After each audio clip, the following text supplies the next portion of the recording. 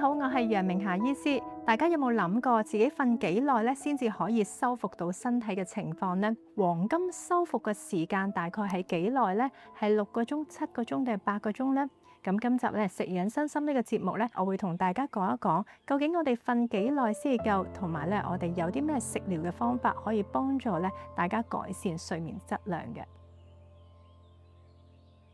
喺現代醫學嘅角度嚟講咧，睡眠嘅週期咧主要有幾個。咁首先咧，第一就係淺層次睡眠，第二咧就係深層次睡眠，第三咧就係 rapid eye movement， 即係我哋快速動眼期。咁一個週期咧大概係維持90分鐘左右。多做運動嘅人咧，大概需要4個週期左右。咁即係話大概6個鐘頭嘅睡眠時間咧已經足夠㗎啦。咁如果冇乜做運動嘅人咧，大概7個半鐘頭嘅時間咧，其實已經好足夠㗎啦。有人講話一日瞓8個鐘頭咧就係好好喎，咁但係其實如果睇嗰個睡眠嘅週期嚟講咧，你有機會個睡眠週期咧受到打擾，都會令到咧個人一起身咧會比較攰一啲嘅。咁另外咧，其實喺中醫嘅角度嚟講咧，最理想嘅休息時間咧就係喺11點至1點嘅時候已經瞓着。11點至1點呢段時間咧係膽經運行嘅。咁呢段時間咧，如果我哋係瞓着咗覺咧，咁係最好嘅。肝主疏泄，即係話氣嘅運動咧，如果係疏通嘅話咧，都會令到氣血運行通暢，個人都會少病痛一啲嘅。咁另一方面咧，就係到1點到3點咧，其實我哋 keep 住咧係熟睡嘅狀態，即係第2個週期嘅睡眠嘅時候咧，都會令到咧我哋係肝血足嘅。因為當我哋咧瞓着咗覺嘅時候咧，所有身體嘅氣血咧係歸於肝。咁喺呢段時間咧就係身體嘅黃金修復期啦。由11點到3點呢段時間，肝膽經運行嘅時候，我哋氣血咧會流向我哋嘅五臟六腑，去幫助咧我哋整頓翻成個五臟六腑嘅氣血。咁所以咧，如果係想修復翻個身體嘅話咧，喺11點至3點呢段時間真正熟睡嘅話咧，就可以幫助我哋改善翻身體嘅狀況。通常嚟講咧，如果係日間咧工作壓力大嘅人咧，都會喺1點到3點呢段時間會醒，甚至係2、3點嘅時候醒。即係話喺個睡眠嘅週期未完全完結嘅時候咧，中間醒嘅話咧，即係代表我哋肝氣偏旺或者肝鬱，甚至氣血養唔到心神咧，所以就會導致喺2、3點嘅時間醒啦。咁再嚟咧，到3點到5點呢段時間啦，就係肺經運行嘅。我哋講肺潮百脈啦。如果嗰個人肺氣弱，即係個氣血比較弱嗰啲人咧，特別容易感冒啊，特別講嘢細聲啊，有氣無力啊，手腳冰凍。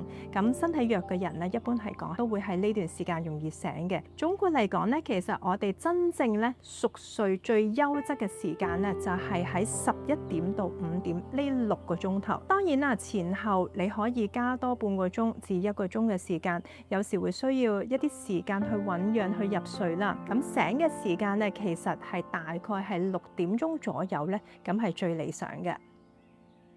咁以下落嚟咧，我會介紹一種食療俾大家，去幫助咧大家改善翻睡眠之餘咧，亦都係改善翻五臟六腑。尤其喺夏天呢段時間咧，因為天氣咧比較熱，熱擾心神咧，都會瞓得唔係幾好喎。咁所以咧，呢個黃金安睡茶咧就可以幫助大家咧改善睡眠嘅質量啦。首先係有酸棗仁，酸棗仁咧，你可以見到咧，佢係有啲深紅色、棗紅色嘅一啲種子啦。佢有效成分咧，其實係喺種子入邊嘅，所以一定要中一中。咁酸棗仁咧，佢可以幫助咧我哋養肝之餘咧，同時養心神嘅。咁有啲人瞓得唔係幾好嘅時候咧，食用少少酸棗仁咧，可以幫助咧令到睡眠嘅質量更加好，瞓得比較深、比較冧嘅。咁一般嚟講咧，如果我哋有時煲啲烏雞湯啊，或者一啲補益嘅湯咧，都可以加少少酸棗仁咧，都可以幫我哋養肝血，同時咧寧心神嘅。咁跟住落嚟咧就係五味子啦。五味子咧有好好嘅收斂嘅作用，收斂翻我哋身體裡面嘅液體，即係等我哋流汗流得冇咁激烈，因為流得太多嘅話咧，都會氣隨汗脫，影響個心神嘅。咁五味子咧，除咗可以收斂固息之外咧，亦都可以幫助咧我哋改善翻睡眠嘅質量，有安神嘅功效嘅。黨參我之前都同大家講過啦，揀選黨參嘅時候，盡量咧揀啲軟身嘅，搣開佢之後咧，你會聞到黨參嘅清香嘅。咁同時咧，其實你可以見到咧，佢有個菊花心嘅。黨參咧咧有好好嘅益氣養血嘅功能啦，咁可以令到咧養翻個心神。咁夏天呢段時間，因為有時流汗流得多，天氣比較熱嘅話咧，都會氣除汗脫，咁所以咧適量食用少少黨參咧都可以幫助咧我哋養翻啲氣血，令到咧我哋心神得養嘅話就會瞓得好噶啦。茯神咧大家都唔會陌生噶啦，茯神有好好嘅健脾胃嘅作用，同時可以滲濕啦。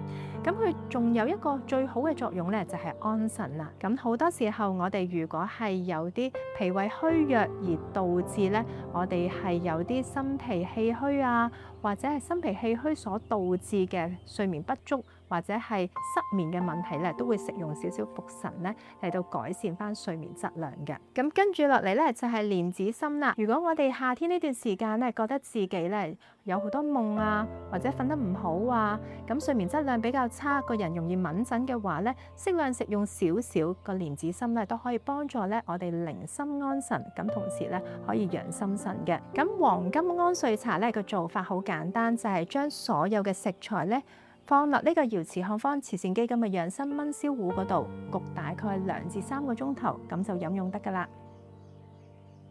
話咁快咧，呢個黃金安睡茶咧已經準備好啦。咁平時咧我飲用呢個湯嘅時候咧，都會加入少少嘅蜂蜜嘅，因為佢本身咧有少少澀味。咁如果加入少少嘅蜜糖咧，都可以帶出咧佢嘅鮮香噶。等我飲一飲先。有蜜糖嘅甜味，再加上咧有少少收澀嘅味道，咁會令到咧呢個湯水咧可以幫我哋清心養神，咁同時咧亦都可以幫助咧我哋改善睡眠質量嘅。咁大家不妨試一試啦。等我同大家總結一下今次黃金安睡茶咧嘅組成啦。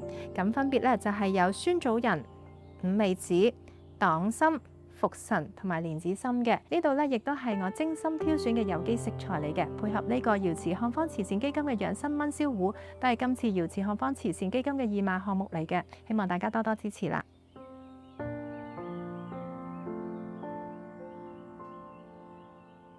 細個時候咧，我第一次畫畫係畫一隻貓喎，咁我畫得咧都幾好睇，咁於是乎咧，爺爺行經過嘅時候，笑笑口讚：哇，阿妹你隻貓畫得好靚喎！咁我就話：係啊，真係幾好睇啊，我覺得好可愛啊！佢話：我同你做一個實驗啊！嗱，我同嗰隻貓講話：你好靚，好靚，好靚，好靚，好靚，好靚。跟住咧，我就望下隻貓，咦，其實都冇乜變喎。咁跟住爺爺就同我講話，嗰隻貓好醜樣，好醜樣，好醜樣，好醜樣。咁佢就笑笑口同我講話，佢會唔會因為我講佢好靚而好靚？會唔會因為咧我講佢好醜樣而好醜樣？我話當然唔會啦。佢話咧，當你長大嘅時候就要記得，當人哋同你講一啲負面嘅説話或者正面嘅説話，佢都唔會改變你嘅本性嘅。你要清楚自己真正嘅價值，你要知道自己係做乜嘢，咁先係最重要。唔好受到他人嘅影響，呢個就係人生嘅智慧啦。爺爺喺我人生當中咧，佔有一個好重要嘅地位，佢係一個好有智慧嘅爺爺。我成立呢個瑤池漢方慈善基金咧，就想紀念呢位咁有智慧嘅爺爺，同時將中醫養生嘅概念宣揚出去，令更加多人受惠。終極目標咧，就想興辦一間以中醫為理念嘅老人護理中心，希望大家多多支持，慷慨解囊。